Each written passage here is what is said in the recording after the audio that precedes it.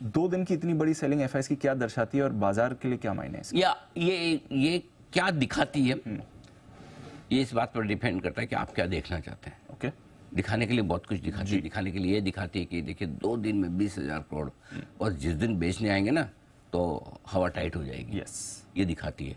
और ये दिखाती है कि इनकी ताकत खत्म नहीं हुई है। जिस दिन अपने पे आ गए ना तो सब आप धरे धरे रह जाएंगे। Yes. दूसरी चीज़ ये दिखाती है। तीसरी चीज़ ये दिखाती है कि जो स्पीड से और जिस मात्रा में बेचे ना, आप नया हाई भूल जाइए। ये 3 चीज़ें बहुत साफ साफ दिखाती है। ये अगर आप देखना चाहें तो देख लीजिए। जो मैं देखना चाहता हूँ वो कुछ अलग है। कुछ अलग है। मैं क्या देखना चाहता हूँ या मैं क्या देख रहा हूँ, और अगर आप मेरी नज़र से देखना चाहते हो तो फिर मैं बता रहा हूँ। 2 दिनों में 20,000 करोड़ गिरे कितने आप? हार्डली 2-2.5%।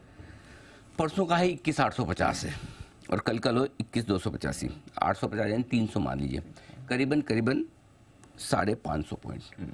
अगर 20,000 करोड़ कैश में बेचा जाए, और ये खाली कैश का बोल रहा हूँ, वायदा कारोबार के भी 10,000 करोड़ कल के थे। Yes, sir. और परसों के और कल के वायदा कारोबार के मिलाएं तो दीप करीबन 4,500 करोड़ कल के फिर हैं। तो मतलब 20,000 तब और लगभग 14,000 करोड़, 13-14,000 करोड़, यानी कि इफेक्टिवली 2 ट्रेडिंग सेशन में आप 35,000 करोड़ के आसपास बेच गए। और कितने गिरे? 350 पॉइंट। हार्डली 35,000 करोड़ की बिकवाली पे 350 पॉइंट, कुछ भी नहीं है। क्या आपको अपने आप से एक सवाल पूछना चाहिए कि क्या एफआईज हर रोज 10,000 करोड़ 15,000 करोड़ बेच सकते हैं क्या?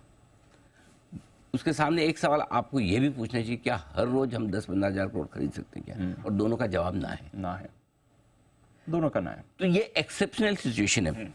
आपकी ताकत या कमजोरी कैसे पता चलती है? जी। रोज हम आ रहे हैं, शो कर रहे हैं, ये वो सब ठीक है दीप, कौन सी बात, अचानक से कोई 3 ब्रेकिंग न्यूज एक साथ आ गई जी।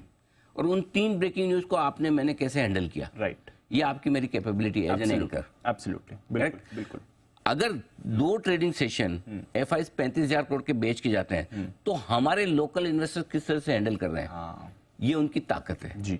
तो न एफआईज रोज 10,000 करोड़ बेच सकते हैं, न हम रोज 10,000 करोड़ खरीद सकते हैं। हम ये जानते हैं। तो जब हमें पता है रोज ये नहीं बेचेंगे, और अगर जब इन्होंने दम लगा के जितना बेचना था, मतलब ये तो वो वोमिट करने जैसा है जी, कर दिया है। हाँ, कि हमको नहीं जम रहा, हम तो बेचेंगे। तो भी आप देखिए ना, संभल गए ना। मतलब पॉइंट ये है कि सामने कोई तो खड़ा है ना, पहली चीज। सो इसलिए बाजार में ताकत भी है। पॉजिटिव साइड पे आप देखेंगे तो 35,000 करोड़ की बिकवाली सिर्फ 350 पॉइंट में हम 2 दिन में पचा गए। राइट। दूसरी बात, बेचा क्या है? बेचा क्या है? Maximum banks. यानी एफआईज भी ऐसा नहीं कि मेरे पास जो है एचडीएफसी खराब है इसलिए मैं रिलायंस भी बेच दूंगा, इसलिए मैं एलएनटी भी बेच दूंगा, लो तुम्हारा आरईसी पीएससी सब कुछ ले लो, मुझे कुछ नहीं चाहिए। ऐसा नहीं है। ऐसा नहीं है। डिलीवरी जिसकी भी, देखो सेंटिमेंट है, मार्केट है, सब साथ में बढ़ते हैं, सब साथ में घटते हैं, ये क्लियर है। लेकिन क्या बेच रहे हैं बैंक्स? तो अपने एक चीज समझ लीजिए कि भाई आप जा रहे हैं हाईवे पे, 10 गाड़ी आपके साथ और भी चल रही, कोई आगे कोई पीछे, आपको पता है एक रैश ड्राइवर है और उसको देख के आपको समझ में आ रहा है भाई ये कुछ नहीं, या किसी को ठोकेगा। तो आपको क्या करना है? सबसे पहले कि मुझे ना ठोके। बिल्कुल। तो अगर आपको ये समझ में आ रहा है कि एचडीएफसी बैंक के बाद में एफआईज जो बेच रहे हैं वो बैंक्स बेच रहे हैं, तो मुझे क्या करना है?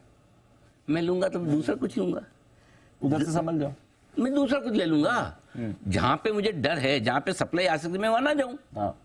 मेरे पास मेरे मिड कैप से, मेरे पास मेरे स्मॉल कैप से, मेरे पास मेरे पीएसयू है, मेरे पास मेरा रेलवे है, डिफेंस है, मैं वो घटेगा मैं वो लूंगा। जहां पे इनको नहीं बेचना है या इनको बेचना, वहां मेरे को कौन सा मतलब वो शूरवीर बनना है कि आओ दे दो तुम्हें जितना ना। इस काम के लिए हमने एलआईसी को रखा है, इस काम के लिए हमने लोकल फंड्स को रखा है कि जब इस तरह की सेलिंग आएगी तो बड़े स्टॉक्स यही खरीदते हैं। और इसी वजह से आज एलआईसी 900 रुपए के ऊपर है, तो इसीलिए कि जब खराब समय में सिर्फ एलआईसी खड़ा होता है, लेने के लिए दबाकर खड़ा होता है।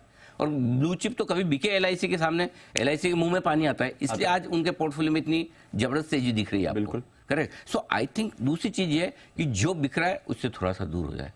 तीसरी चीज जो है दीप, वो ये कि छोटे छोटे करेक्शन से बड़े ट्रेंड कभी डिस्टर्ब नहीं होते। और एक शार्प एक तरफा तेजी के बुल मार्केट में छोटे करेक्शन आएंगे, इसको आप कभी नहीं रोक सकते। और उस छोटे करेक्शन में कमजोर ट्रेडर्स साफ होते हैं, बाहर निकलते हैं, बाजार हल्का होता है और फिर चल पड़ता है। और ये आप आज से नहीं, पिछले साल के मार्च के अंत से अप्रैल की शुरुआत से लगातार देख रहे हैं। अप्रैल से लेकर अब तक लगभग एक तरफा तेजी हुई है, बीच में 2 छोटे करेक्शन आए, आपने 18,837 भी देखा है, मैं याद दिला दूं आपको अगर आपको याद ना हो, जहां से आपने 22,124 की लाइफ हाई बनाई। बिल्कुल करेक्ट। तो हर तरह के करेक्शन आते हैं, डरने घबराने की जरूरत। छोटे करेक्शन और बड़े ट्रेंड का फर्क करना समझिए।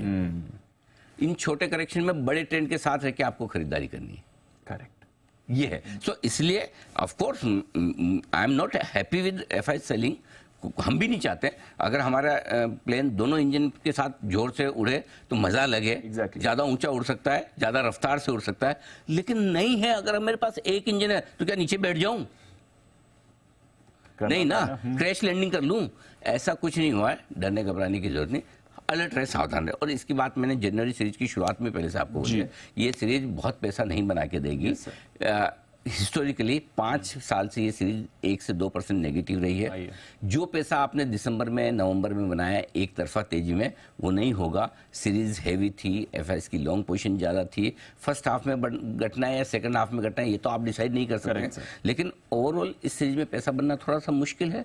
सिंपल सी चीज़ वही हो रहा है, कोई खास। और गिरावट होकर भी कौन सा आप सीरीज ऑन सीरीज देखेंगे तो कौन सा बड़ा घट गया। सो आई थिंक ये पैसा कम बनेगा, धीमे बनेगा, लेकिन बनेगा। कम बनेगा, धीमे बनेगा। जिस समय आपने एक्सपेक्टेशन लेवल कम कर ली, और पिछले 2 दिनों की गिरावट से एक ही सबक लेना है दीप आपको, या 2 दिन का कि भाई ठीक है, जनवरी का महीना हमें पता है थोड़ा ऐसा रहेगा, हम थोड़ा बहुत प्रॉफिट बुक करेंगे ऊपर में हमारी ट्रेडिंग पोजीशन पे। इन्वेस्टमेंट पोजीशन पे तो देखिए आप दीप कल 5,500 खुला, क्या खुला था, 5,000 के आसपास खुला था, कितना खुला था? हाँ 5,000 ओरेकल। मैंने 4,360 में कहा कि ओरेकल खरीदिए पहले, और 5,000 अगर 15 दिन में हो जाता है तो मैं क्या कहूँगा, अरे ले लो यार, इतना बन रहा है पैसा, 700-800 रुपए। लेकिन एक लेवल पे मैंने कल ये नहीं कहा कि आप बेच दीजिए, एक भी लेवल पे नहीं कहा, बिल्कुल। और कई बार आपको लोग ये कहेंगे कि यार जल्दी से बहुत पैसा बन गया तो ले लो ना, क्या हर्ज है। नहीं, ये थॉट प्रोसेस बदलो।